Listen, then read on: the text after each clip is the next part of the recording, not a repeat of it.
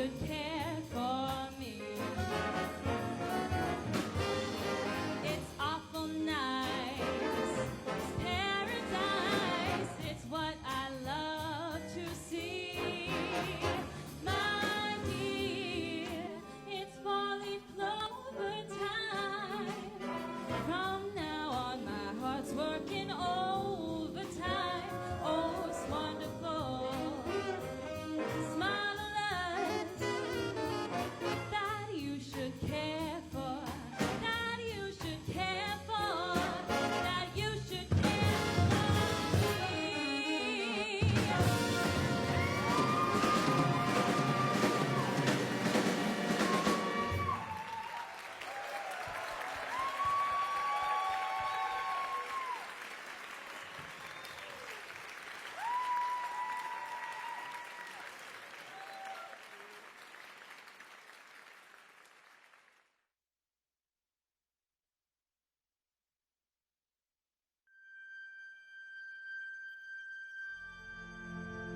Our doors opened in 1874 with a simple goal: to educate students.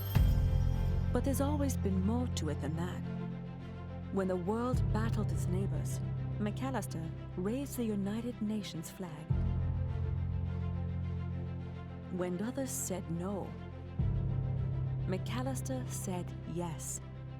When division and discrimination plagued this country, Macalester alumni and students organized and took action. We are not complacent. We are not apathetic. You, out there, have made a difference. In your neighborhood, in your town, in your city, and beyond.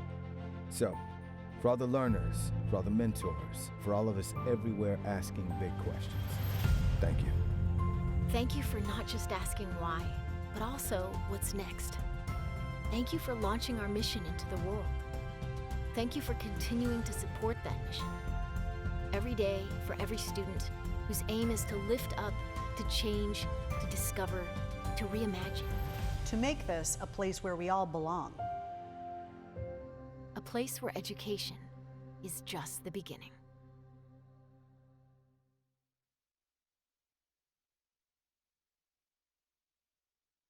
It is our practice to begin our programs with the land acknowledgement.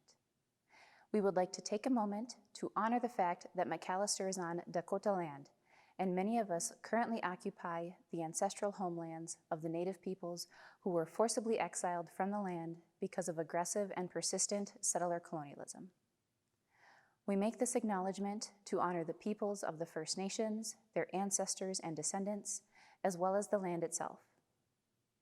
We recognize that this acknowledgement itself is not enough and only serves as a first step towards decolonization.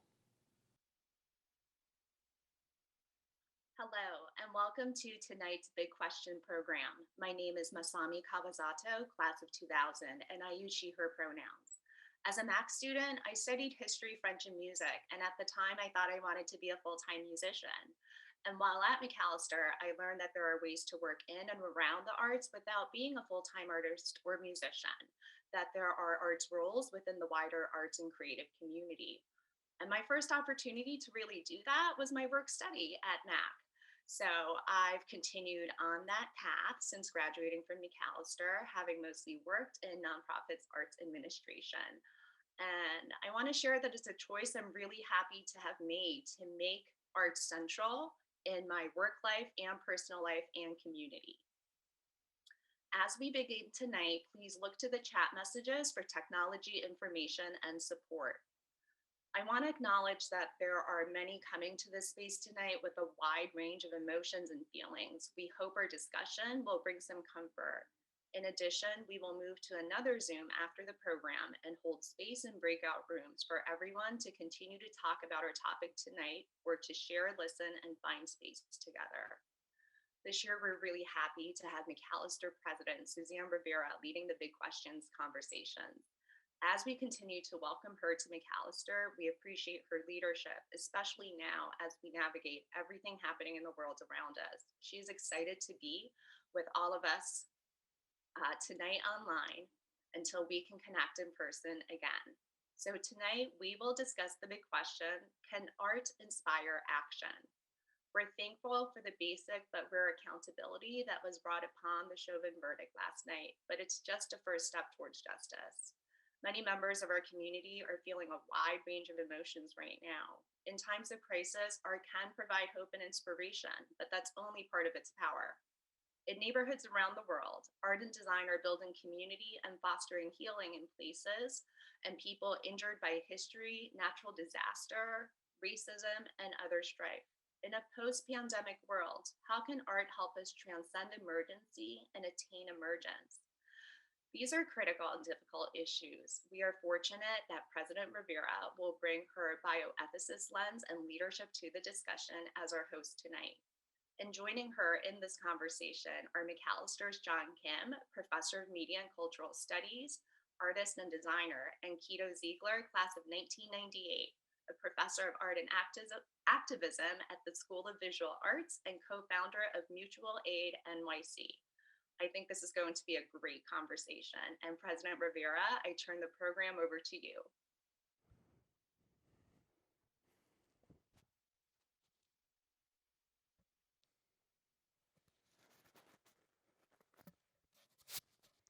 Thank you very much for that introduction, Masami. Sorry, we're just have to get the mic in the right place there. We appreciate you making the time to be with us for this event tonight. And I should really tell everyone who's tuning in for this event that Masami's been working with McAllister to help launch an initiative where we'll be commissioning an alumnus of color to create a new public artwork that will serve as a visual symbol of the progress made and the work that we continue to do to honor our students of color and the alumni who've come before them. So please keep an eye out for more information on the request for proposals for that exciting project. Welcome to everyone who's with us tonight.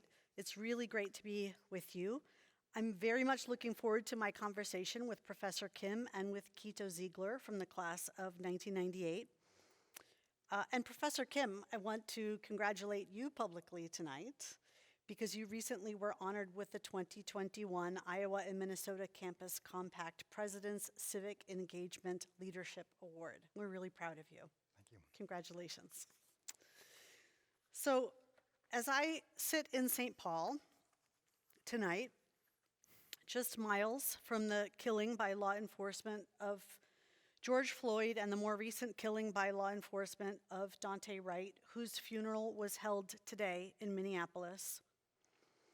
And I think about the recent community protest to condemn police violence and the conclusion of Derek Chauvin's murder trial. I also want to acknowledge that emotions are raw today on campus. As our alumni might imagine, students, faculty, and staff have been taking social action, organizing mutual aid and trying to juggle all of that with their responsibilities at the college. Everyone here is exhausted. We really appreciate all the work that members of the MAC community are doing to fight injustice here in this community and around the world. And we appreciate those of you who were able to make the time to come together tonight to be a part of this discussion, understanding all we're holding right now. I also should acknowledge that today is Earth Day. This is a day that continues to remind us of the importance of our role in sustaining our planet, to recognize what's happening to our climate and also how the climate crisis is connected to systems of oppression that deliver the worst consequences of the climate crisis to the most vulnerable communities here and around the world. We're here to talk about art and activism tonight. I'm going to give a really brief introduction and then we're going to invite our discussants to join in the conversation. Throughout history, art has played an important role in addressing the challenges our world faces. It can be used to document things that are happening, present alternative interpretations, even suggest new ways of seeing. Art can question the status quo as well as serve as a tool to build communities. Artists frequently have had the courage to speak up for the voiceless and to stand up for those who are marginalized. In ways that challenge boundaries and hierarchies, art also can influence the thinking of the general public.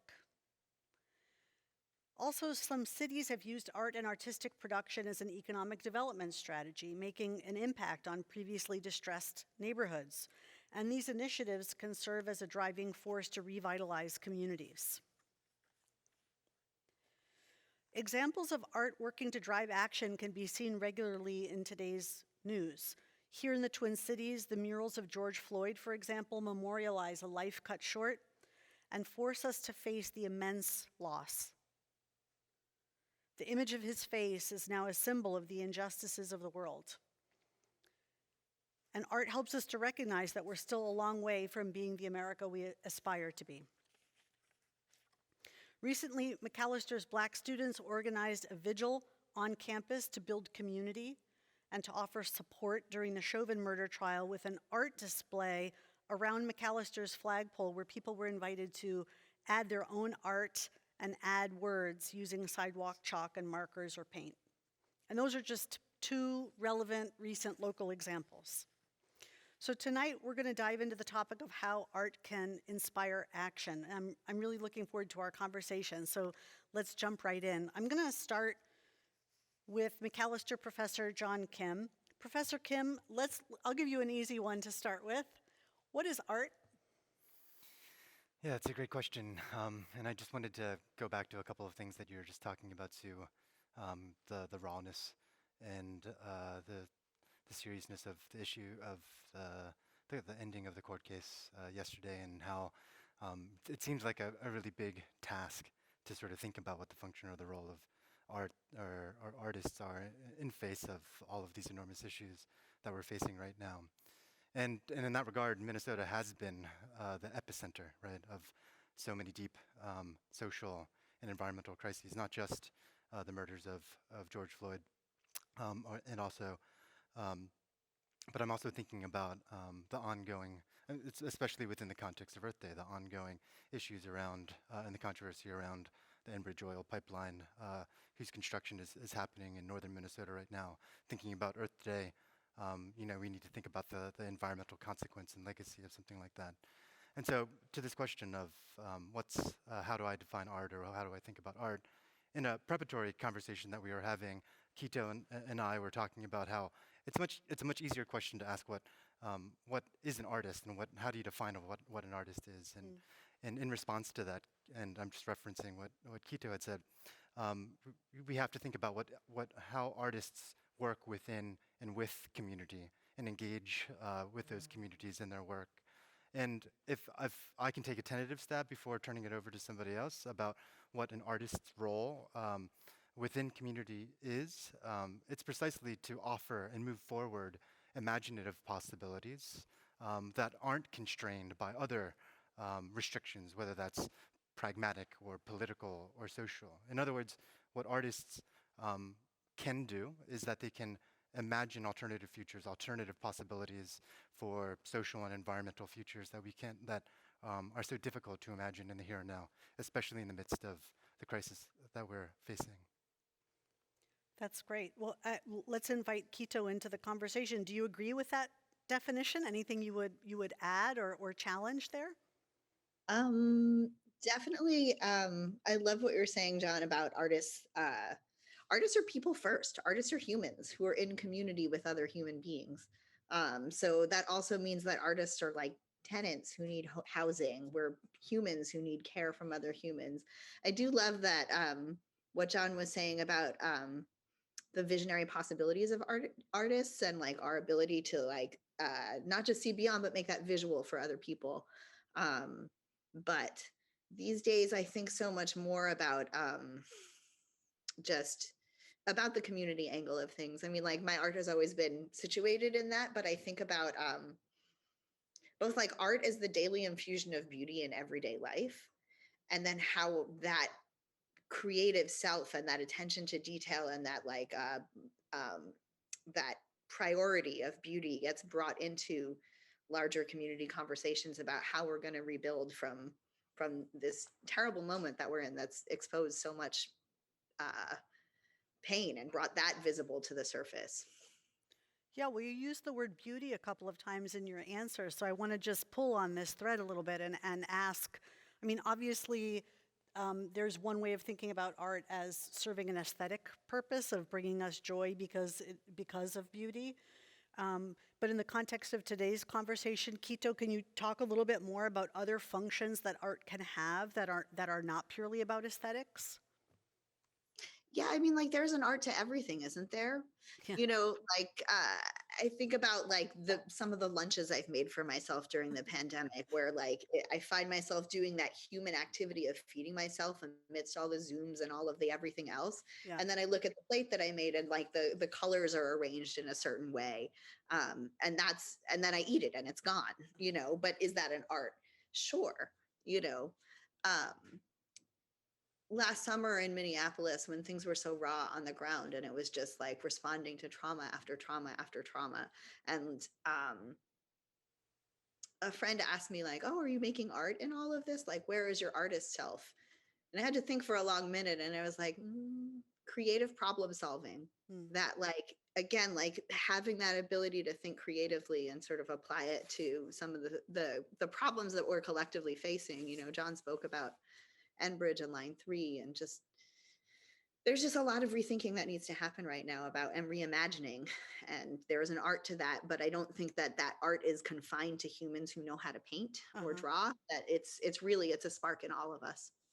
That's great. Can you talk, John? I know you've been involved in activism in the state. Can you talk a little bit about how art in itself can serve as a form of activism? Sure. You know, in reference to this idea of like beauty and aesthetic, the way in which I would respond to that question, and I'll respond to your question more specifically, is, uh, you know, I was talking a little bit about how art. I've been thinking like an artist. You sort of develop imaginative alternatives by which to think about the here and now, and you know how I imagine or how I define the beauty. What Quito is referring to as beauty or the aesthetic is precisely this bringing something that doesn't exist into existence, right? And I think a couple of the projects that you're referring to that I've been working on over the last year and a half in response to the ongoing kind of social trauma, social and environmental trauma that we've been witnessing has precisely been more attuned to that. Like, how do we work with community in the ways in which Quito is talking about to envision alternative, imaginative futures that resolve or address the sort of lingering and deep social, racial, and environmental issues that we're facing. And so, at the corner of Chicago and Lake, I was working with a group of collaborators on building a community parklet. And in the in a lot that was vacated because of a fire. And that project was about trying to how do we envision and imagine a park that's built collaboratively with people from the community that tries to realize these ideas of what it means to re-envision an alternative future for the neighborhood. I mean, I think that is a little bit of an exaggeration, a little too immodest to put it in that way, but I mean, I think the inspiration was precisely like, how do we use this as an opportunity to provide for an alternative way of imagining what the function or the role of arts are within this community. That sounds like the art is itself a community building function. I would agree with that, yeah. The process of making the art. Quito, have you seen examples of art as community building? Yeah. So much. I'm thinking it's funny what the pandemic does to memory, like things that come to mind in the past, like art builds are a beautiful way to build community amongst people. We did for the People's Climate March in 2014. I helped organize an art build, and hundreds of queer people passed through. And we came up with these like puppets and floats and all of this drag stuff. And you know, it was over 10 days. People came together. They talked. You know, there was community that happened in that space. When you're in a space of visionary possibilities with a whole bunch of craft supplies and a whole lot of glitter, like very magical ensue. And then, you know, like bring that out into the streets, you know, and see that in the context of all of this other art that other communities had made. It was just a beautiful celebration. That's really cool. Well, I want to hear from both of you a little bit more about this intersection between your own personal and political activism and the art you create or work on with other people. Where's the nexus there for you? Maybe even just like a recent project that demonstrates that. Do you want to start? Yeah. Another project that I've been working on, I think the last year has really displaced some of the other work that I was doing because of the kind of racial and environmental trauma that we're witnessing, whether it's with the murder of George Floyd or the oil pipeline that we're referring to. So this community parklet that I was just referencing was one project that I was working on through last summer, and it's one that we're getting ready to restart this summer as well. But there's another project that I've been working on throughout the winter, working with indigenous-led organizations like Honor the Earth in northern Minnesota to build the Water Protector Welcome Center. And you know, if you've been paying attention to the news and the Enbridge oil pipeline, what you've probably been reading about or seeing footage of are a lot of the direct actions that are happening along the pipeline in an effort to stop construction.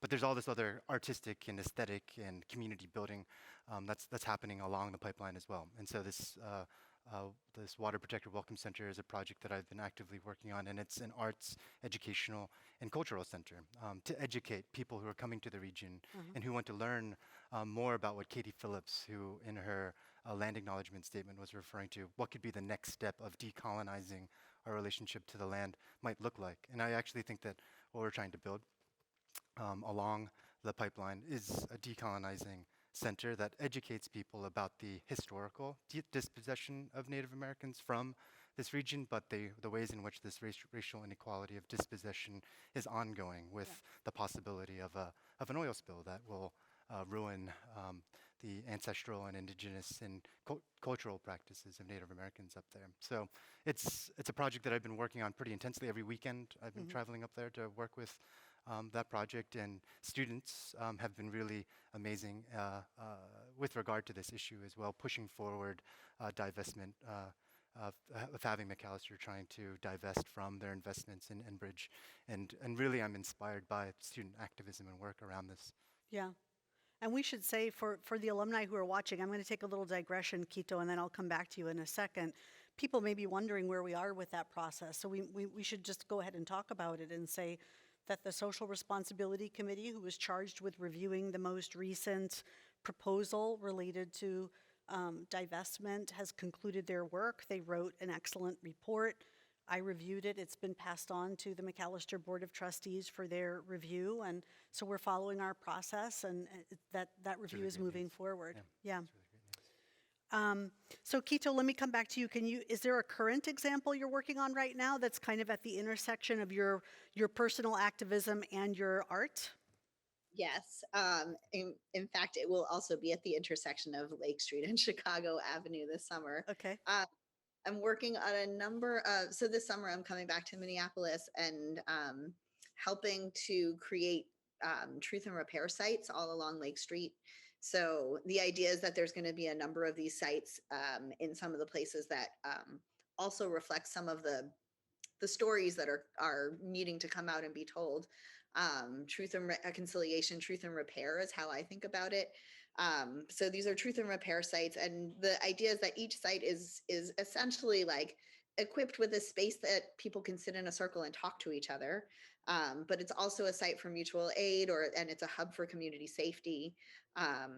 There's going to be a 24/7 video booth that's going to show footage from the South African Truth and Reconciliation Commission and from Sierra Leone's process, probably from some of the Latin American processes as well. And then like a StoryCorps kind of booth, perhaps for people to record testimonials that will get transferred over to the city's Truth and Reconciliation Commission, but public sites where people can come and that support both the telling of truth and the repair work that people are already doing in community, but these public spaces that are open for that. And are those recordings going to be audio like StoryCorps, or are they going to be visual? So are they going to be video so you can see the people too? We're still working it out how it's going to work, but I think that video is not a bad idea. To be be honest. But yeah, still working it out with some installation folks to figure out how we can do this in public in a way that is safe and Yeah. I'm just thinking about how adding the visual would also provide opportunities to represent all the various participants. That's a really cool idea.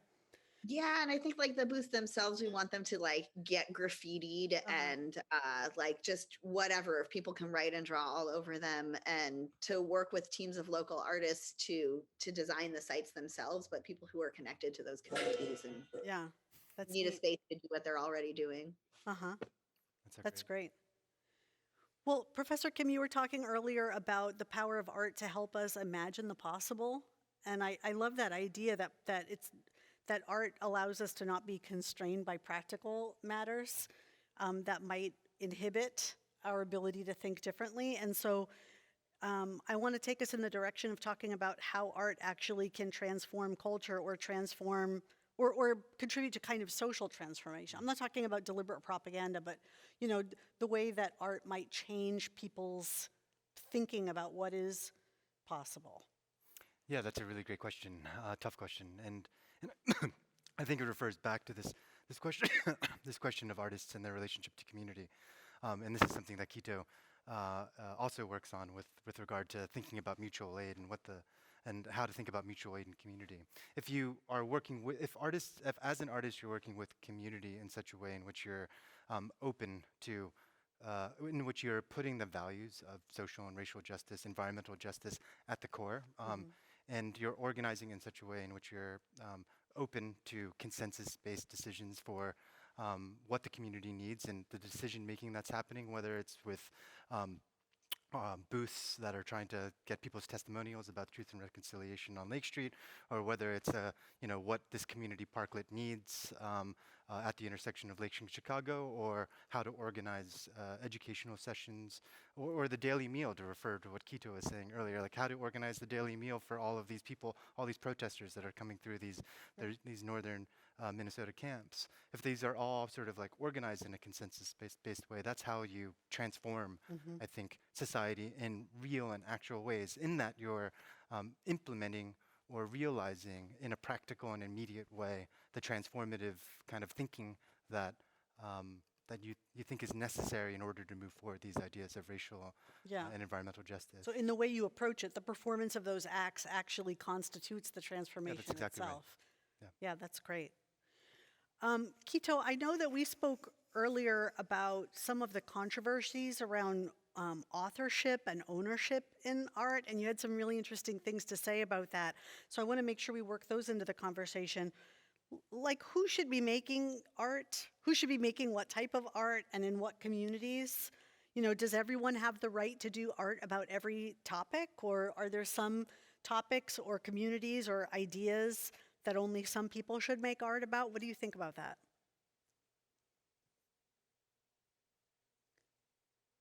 Sorry, I was on mute, so you okay. missed me freaking out about this question. This is called Big Questions. Okay, so I mean, let's get into it then. Okay, so art and identity, and who has the right to make art about what, and who has the right to who has the right. Okay, I think it's really complicated. First of all, second of all, I think that every human has, you know, a right to express themselves as they need to. Where those expressions get shared and with whom, though, is another question, right? Like what you do with the art you make and how you present it in the world. Optics are important. I also think it's like there is a place where identity politics end and humanity comes through. And it's hard. It's like I both say it and I cringe while I say it, because there's a truth that like we are all human, and there is a truth that is the structural racism and all of the structural constructs that have been enforced on this land for centuries by this point. So who has a right to express what? I don't know. John, I want to punt this one over. You want to talk about the mural in George Floyd Square? Because you can set that up if you'd like.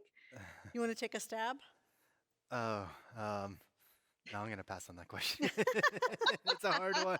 Well, we all Yeah, you know did a why good I'm job. asking it, right? It's really complicated. It would be lovely to say that anybody could express any idea about Right. anything, and Yeah. yet we all understand what's at stake here, that some voices get silenced and other voices get elevated.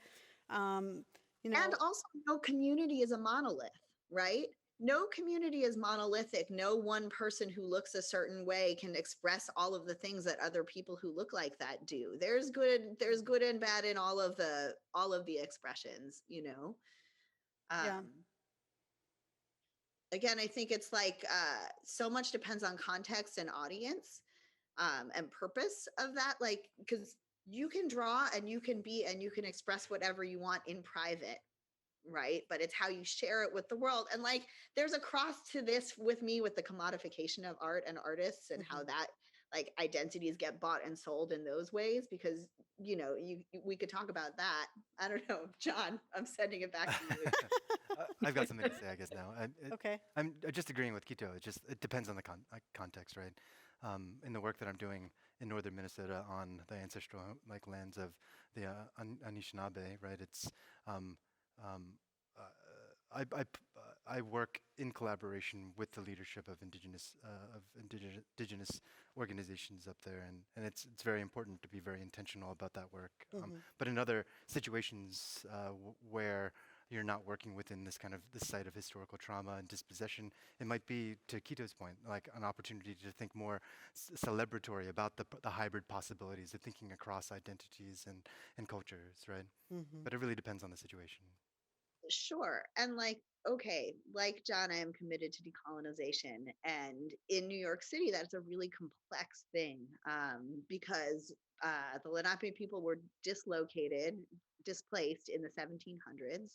The Rockaway people who lived on the beaches that I feel really are very home to me, the Rockaway people have not existed since the mid 1800s. Okay. And like, what does it mean to be committed to decolonization to a people who are not walking the earth to return land to? And what does it mean to me as a fourth generation New York Jew who like has these deep roots in South Brooklyn and loves those beaches? So what does that make my identity if I want to speak about land that I love? But I'm not indigenous and I don't claim that. And I work hard to maintain relations with local indigenous people and do my best to respect the ongoing struggles that uh, they face. Um, but again, like who am I to speak about the Rockaway people, for example? But again, like how do you hold that as a person who's aware of those histories and wanting to see them be addressed, as an artist who wants to see those things addressed? Um, and met with the violence of displacement. At the same time, there has to be some role for people to comment on things that don't directly affect them or harm them, right? I mean, there needs to be some way for conversation, nuanced conversation about the difference between someone who is of a group speaking about that group versus someone who is not of that group speaking about issues that affect that group. And we saw this play out over the summer with artists who wanted to have something to say about George Floyd's murder. And there were questions about who could authentically speak about that pain. We continue to hear conversations about this. Yeah. So this is a controversial topic, and we're here to talk about big questions. So when we think about examples of controversies around art production and ownership, let's think of another example, perhaps that isn't quite as raw. What about decisions that museums make about what artists get attention and who gets a voice and who owns art in the end and who it's for? Can you comment around the complexity there around those issues, how decisions are made about what gets curated and what gets shown and what doesn't? Yeah, I can respond to that first. And I think a lot of really progressive and interesting curators are actually coming around to, or have come around to, exactly the ways in which we've been talking about art and artists and community right now. And so I think a lot of really great curators are actually using museums as sites for this type of engagement rather than just as a place to hang paintings on the wall, right? Yeah. And so the ideas that we've been trying to sort of like communicate tonight, I think, are ones that are in circulation, and it has radically altered the ways in which, or transformed the ways in which museums also think about what their relationship to the communities um, in which they have. And I think some museums, something like the Walker, for example, have yet to get that memo, especially with regard to the really controversial piece that they tried to install last summer, the gallows, that was a real affront to the local indigenous community, right? I think that that's a really great example of the ways in which museums oftentimes are still operating within this older model of thinking about, yeah, our job is to find beautiful artworks, to gather them and collect them from around the world, in contrast to this idea of what the function or the role of museums should be, is actually to work with artists in the communities in which they're working. Mm-hmm.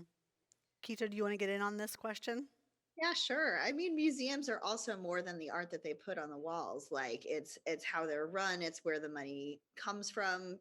Last year, 2 year pre-pandemic year, there was a lot of activity in New York led by Decolonize This Place around who was on the board of the Whitney, and a board member who had heavily invested, who had made his fortune off of weapons of destruction. Um, and so there was a call to remove this person from the board. And yet, on the other hand, isn't all money dirty money? Like all of it. It's the system itself that is problematic, and how museums play into it. But on the other hand, I've seen, like, I've heard about the Weissman Museum on the University of Minnesota campus has been working with local indigenous folks to return some of the remains that they have in their collection. Right. To where they belong, and to sort of do some spiritual work around that. So I do see, like, some of the changes that are happening in those spaces. Mm-hmm. And yet, like, again, like, there's spaces that are so frequently tied to the commodification of art, and like, to this understanding, this cultural understanding of art as an activity that can be accessed by, like, people with degrees, and like a more, like, you have to learn how to be an artist. Mm-hmm. But again, I come back to, like, that lunch plate, like, everyone can be an artist in their own way. It, like, life itself is an art. And so, like, how do you reconcile that with, like, museums and that whole world? Well, that's a perfect segue to my next question, because I want to talk about the difference between maybe, like, curated art versus so-called public art or street art. For example, community murals. Sometimes we see them in underserved communities. And I'm just wondering, when we think about that as an example, how would you distinguish between so-called public art versus the kind of curated art that we see in a museum, where it's subject to gatekeeping? Is there an important distinction there to be made, or is this just highbrow versus so-called lowbrow, or is there something else happening when we do art in a public space? It's funny you talk about gatekeeping. I know we, like, dodged a bullet with the George Floyd murals, but I also think of, like, gatekeeping of the streets that happen there, right? So if in a museum, the curator is the person who decides what goes in and what goes out, what happened at George Floyd Square when this mural in a very prominent location on the side of Cub Foods was made by, I think, someone who was white and someone who was Latinx, perhaps, but, like, So. There was gatekeeping of the streets, where Black folks were like, you didn't have a right to do that. That's our space. That's our sacred site. And who was the curator in that moment? People, when you do work in public, then the people will speak. Mm-hmm. Yeah. Professor Kim, how would you bridge conversations between people who say that public spaces should be open to everybody, and people who say that there's a role for communities to play in deciding what art goes there or who's allowed to make art there? You want to comment on that? Yeah, that's an interesting question. With regard to what Quito was just talking about, I definitely think that side of that neighborhood, 38th in Chicago, has become itself a public memorial, right? Right. for all of the Yep. sort of death of that community has been witnessed to. And so in that instance, of course, the people that live in that community have full right to sort of maintain it as this place where they're making autonomous decisions about what should be shown and what should be celebrated in the context of that street. Mhm. Um, but again, I think that in other circumstances, I think there's a place for projects that are confrontational as well, that sort of like challenge the ways our expectations of how we move through a space that we're familiar with. And in that instance, I think public art is often very valuable and useful when it confronts your expectations around what you think should be there. Right. And I think that is a sort of an important difference from the kind of community-led projects that we're also speaking about, right? And so the role of the artist can also be a provocateur to sort of challenge the sort of status quo Right. or people's expectations of what's permissible within this space. And again, it's going back to this question of what the role of artists is. Yeah. Precisely to push people's buttons in order to imagine alternative possibilities that might not be within the realm of their understanding. Right. Well, we're about to run out of time, but I want to ask one last question, so maybe each of you could answer relatively quickly, and that is, when you think about what those of us who value art can do to support and lift up and protect artists, what role do the rest of us have to play in celebrating and supporting art? Quito, do you want to start? Sure. I mean, if we are an ecosystem and everyone has their role and the artist is one of the roles, like it's, and it's part of that role is making the message of what is happening more visible in a beautiful way, then I think the role of everyone else is to remember that there is a role for beauty and for visibility in the work that we do and for creativity and visionariness. Great. Yeah. Get the last word on this. Well, when you were talking about roles, I couldn't help but think about my role as a professor, right? And I think what the last year has really demonstrated to me as a professor is that students have been leading the conversation in a lot of ways around racial justice and environmental justice, and so being a professor, what I think in response to that question is as a professor, how can you learn with students in conversation with students to be led to the challenges that they're issuing forth, especially, and so I think that the work that student artists and student activists have been doing around the divestment movement is super inspiring to me in terms of my role as a professor. That's great. That's a perfect place for us to land, because we want to make sure that we leave time for everybody who's in the audience to join us in this conversation. So, even though I hate to cut it short, I think we're going to try and transition now to the Q&A portion of the evening. So I want to thank you, Professor Kim, and thank you, Quito Ziegler from the class of 1998 for your thoughts so far. And we're gonna invite also Masami into the conversation. I know that questions have been coming in through the Q&A tab.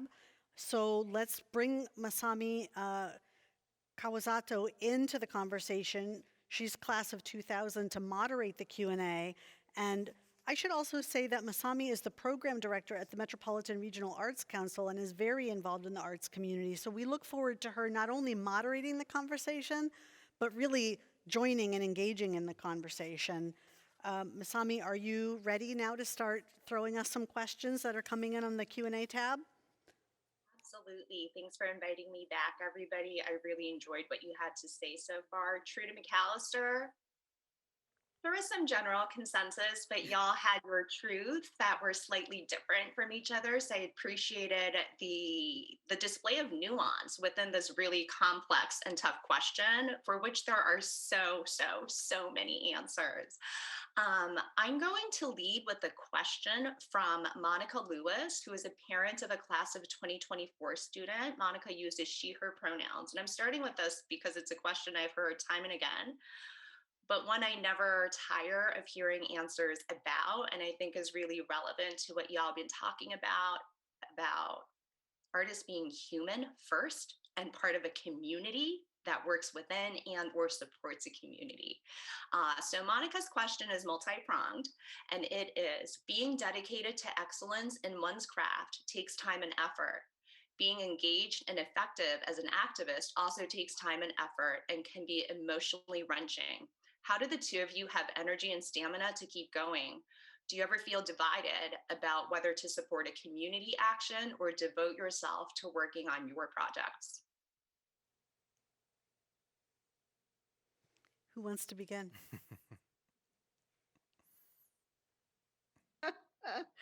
Oh, Such a tough wow. question.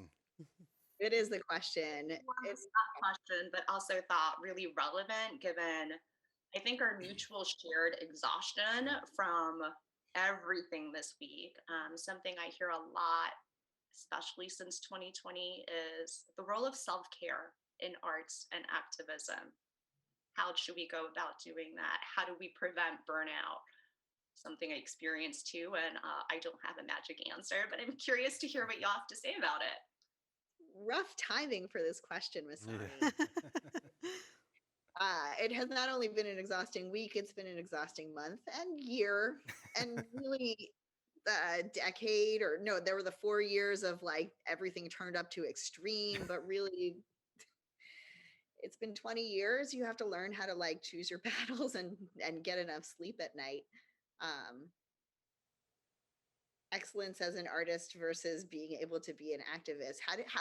You know, when the pandemic hit, I did make a really, like, it was a gut decision. It came from like lizard brain, fight or flight, whatever it was, but I was like, I have these skills as a producer. I know how to put projects together, and my people need housing, and this is what I'm going to work on now, because like I I could make art about it, but I could also just like get into it. Like, how do we crack the nut of the real estate industry in New York City? And like, how do we think creatively about how to do that? And there was a banner drop in there. There was maybe we made some art and we put it on our house, but really, I guess I chose activist this year, but I try to draw.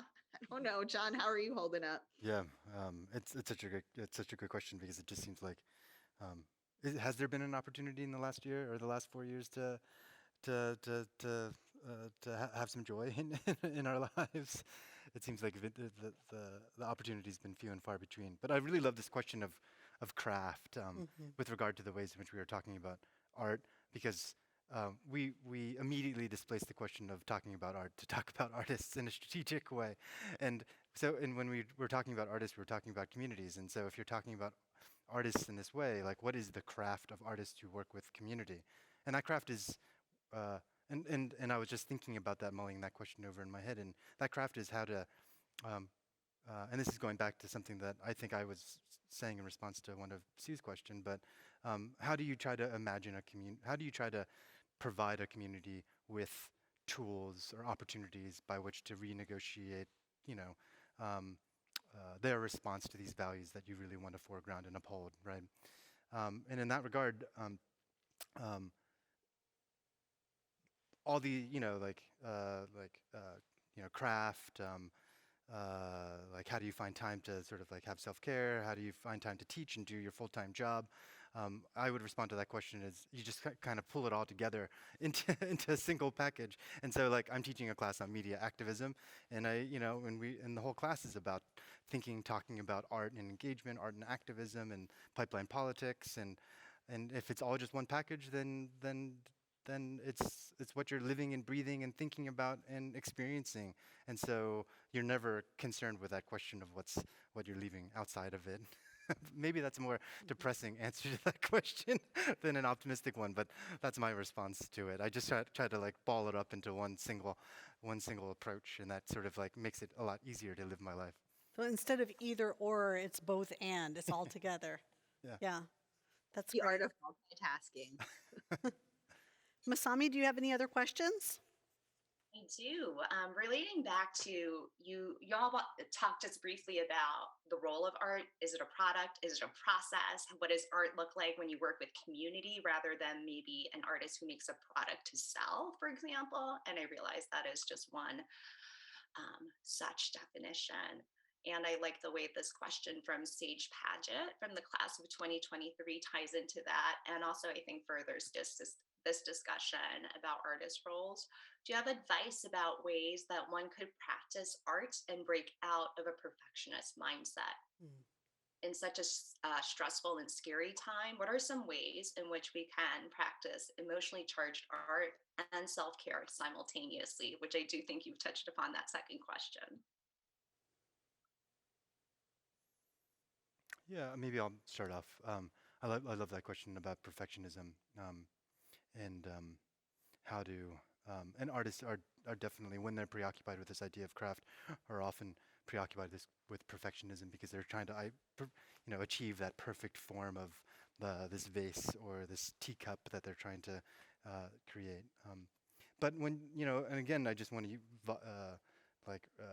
harp on this point that we've been talking about, thinking about art in relationship to community. If you're thinking about art in relationship to community, then you're thinking about art as a collaborative process, right?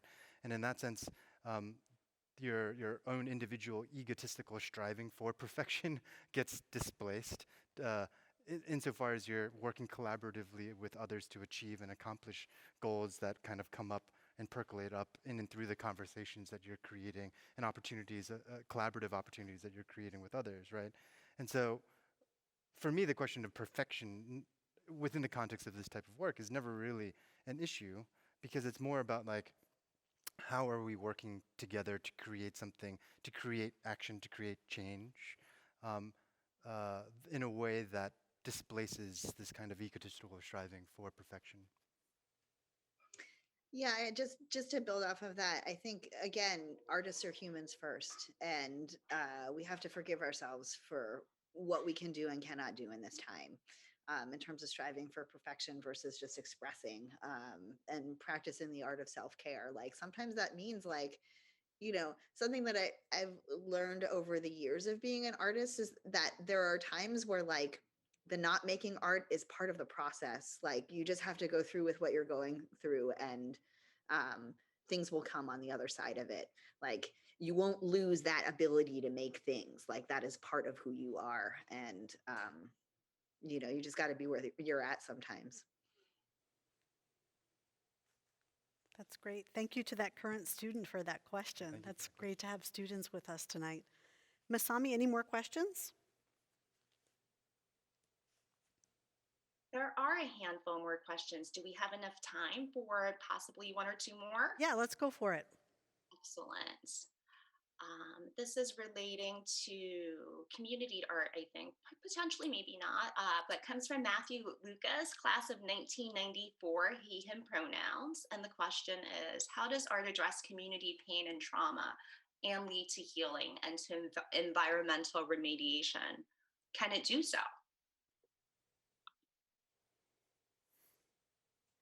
Maybe I'll let Quito answer that question. You're talking about truth and reconciliation, right?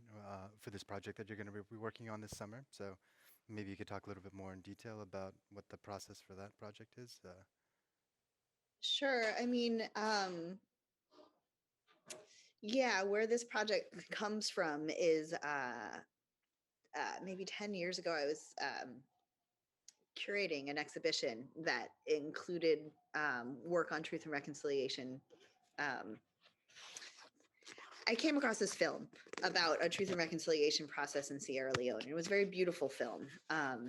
In fact, the foundation that I worked at supported the filmmaker, so I knew her and I knew this story. And last summer, when I was in Minneapolis, and the story there was just it was a story of healing. It was a film about how these villages in Sierra Leone healed after some of the most brutal things that a community can do to each other. The war in Sierra Leone was very bad, and the way that the government responded with a truth commission was very much like leaders of the government sort of prosecuting the people who led the rebellion. And one of the truth commissioners was like, this is doing nothing for the people in the village.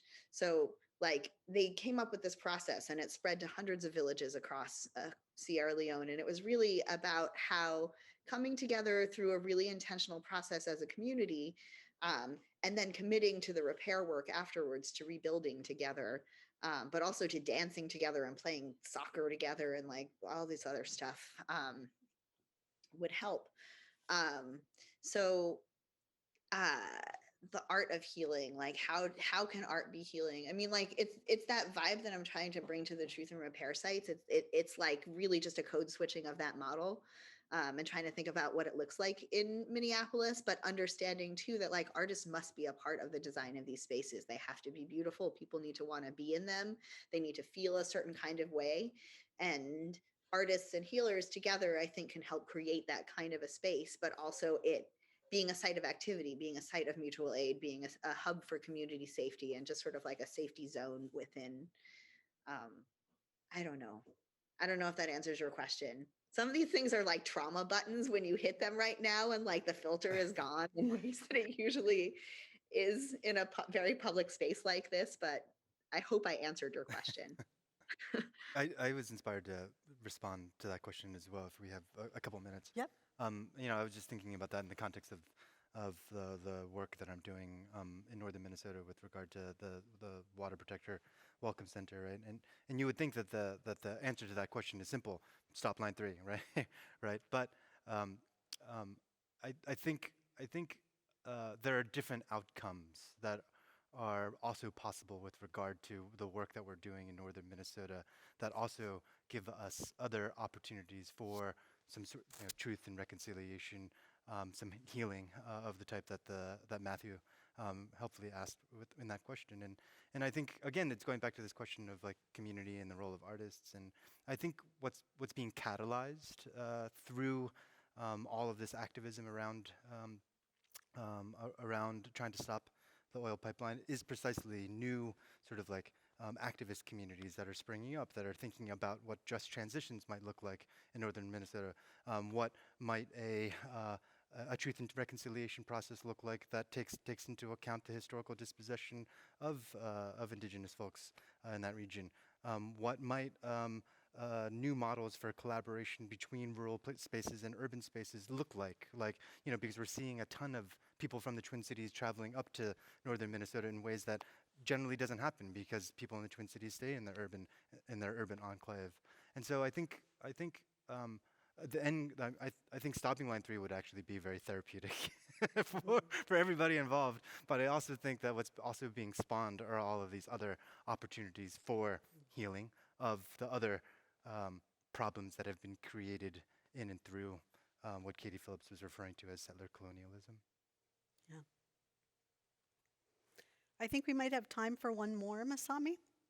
Yes, and Professor Kim, I really appreciate that answer. Quito, you too, because working with artists doesn't always come out with an arts outcome. It can come out with an outcome that is about healing, justice, creating something, or even just being together in community, that you see people around you that are experiencing a similar. This will be the last question from the audience, and it comes from Daniel Schimbaum, class of 2018. Hi, Daniel. It's an old student And line. the question, can art inspire action, feels very current, like it's now standard to judge art by its ability to produce immediate political effects. I wonder why at this moment we long for politically engaging art. What other questions or aesthetics are being excluded by this action-oriented theme or frame? Of course, Daniel would ask a really tough question. Daniel, shaking my fist at you.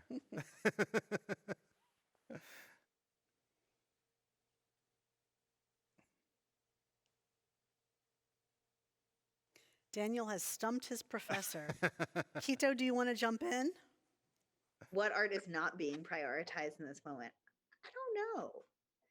I mean, I weirdly got like a phone call from the Freeze Art Fair where I like had some gig work for the last couple of years, and there's going to be a Freeze Art Fair, and I wonder what it's going to look like. It's hard to say what's not happening. I mean, like, activist art is sort of like the tiny tunnel that I've lived in for a long time, so I don't even know what people are doing outside of here. Do you, John?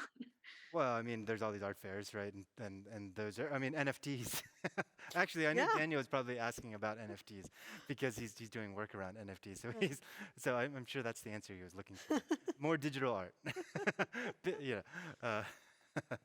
But seriously, yeah. I mean, I think to Quito's point, I mean, art and activism is a very small sliver of the entirety of the art world, right?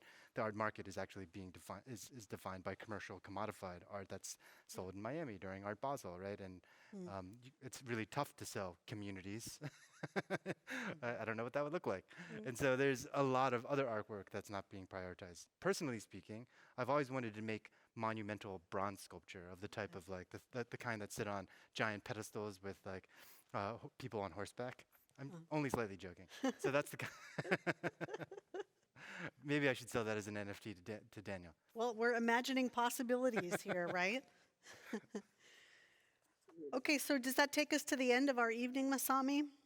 It does. I'm going to turn it back to you, President Rivera, at this time for the final question. Okay, thanks. So this one we're going to ask both Quito and Professor Kim to answer. And the question is, speaking from your own personal experience in this very difficult year, give us an example of one thing that has really inspired you, whether it is about art or about activism, something that's giving you hope and making you feel inspired right now. The thing that immediately came to my mind is something that I already mentioned, just The students. Yeah. And their work.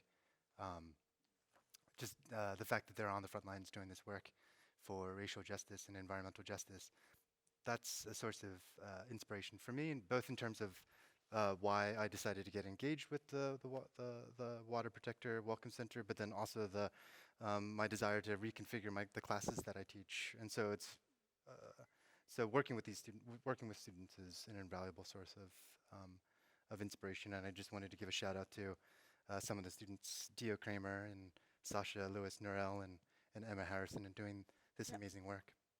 Great, thank you. And how about you, Quito? You get the last word. I think I'm inspired by a framework of transition.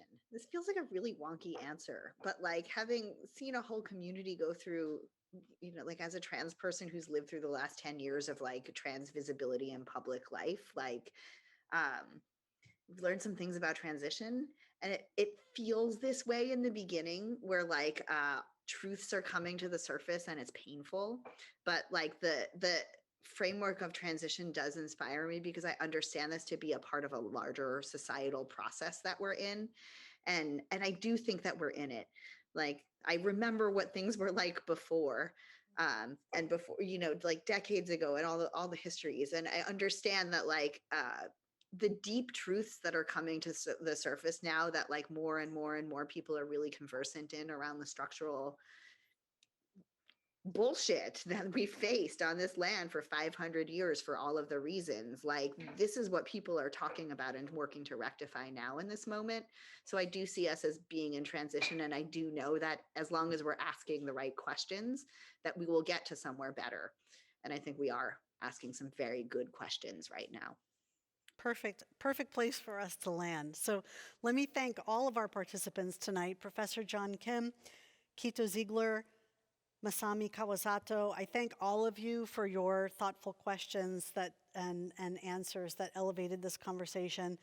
Art is a really powerful tool that can inspire action, but also, as we heard tonight, can also help with repair. And art helps us visualize the possible. It also helps us address pain, and it can inspire hope and joy, all of those things. So we're grateful for all of you in the audience who were able to share your questions with us too. And we're grateful for all the members of the MAC family who create art. There are a lot of them. So before we move to the networking portion of the event this evening, I'm really honored to introduce Burke Strickland, class of '69. And Burke is a retired manager of IT operations, desktop services at UT/MD Anderson Cancer Center, and leads the Macalester Houston Alumni Regional Chapter. And he's going to share his Macalester story with all of us tonight. After Burke's words, I'm looking forward to the networking portion of the evening in the Zoom breakout rooms. So with that, I'm going to invite Burke Strickland, class of 1969, to join us. Burke, are you ready? Yes, thank you, Sue. I am Burke Strickland, class of 1969, pronouns he, him, his. Experiencing presentations like we've enjoyed this evening is one reason I'm proud to be a part of the Macalester community. And if Architecture is art. The bold art of buildings under construction at McAllister in the early 1960s motivated me to find out more about the school. I was pleased to learn that this architecture was just the pretty face on a school whose soul is devotion to core values rooted in liberal arts, internationalism, dedication to service, and social justice. During my junior year at Mac, I marched with hundreds of others to the steps of the state capitol the day Martin Luther King Jr. was murdered. We were protesting the hatred and violence that killed him. We were hopeful that 50 years in the future, destructive forces of bigotry and economic disparity would have been relegated to history. Unfortunately, as the siege of the US Capitol on January 6th and the murders of George Floyd, Dante Wright, and so many others demonstrate, division and social injustice are still rampant, despite the best intentions and efforts of those in my generation and many who followed. Having met with more recent McAllister graduates and current students, I'm inspired by their commitment to the same core values we have cherished through the decades. There is still hope for the future. I commend President Rivera for acknowledging the impact of recent events on our McAllister community by suspending the April 14th Give to McAllister Day. But that did not magically erase the financial needs of the college. If anything, needs are even greater in this stressful time when dozens of liberal arts colleges are cutting back or closing down. As I reflect on my work in public service over the years, I know that many of the successes my teams achieved were informed by the education I got due to the generous support of previous generations at McAllister, and we need to pay it forward to assure that such opportunities are available for generations to come. We need to remember that we all own McAllister. We want it to thrive. We need it to thrive to realize our hope. Investing in the McAllister Fund is investing in that hope. The McAllister Fund provides critical funding that supports every student every day, and it's the primary way that we build a strong and steady base of financial support for the future of McAllister, especially now. So please join me in giving what we can. And we close today's Big Questions event with a McAllister tradition that beautifully illustrates the values we hold dear.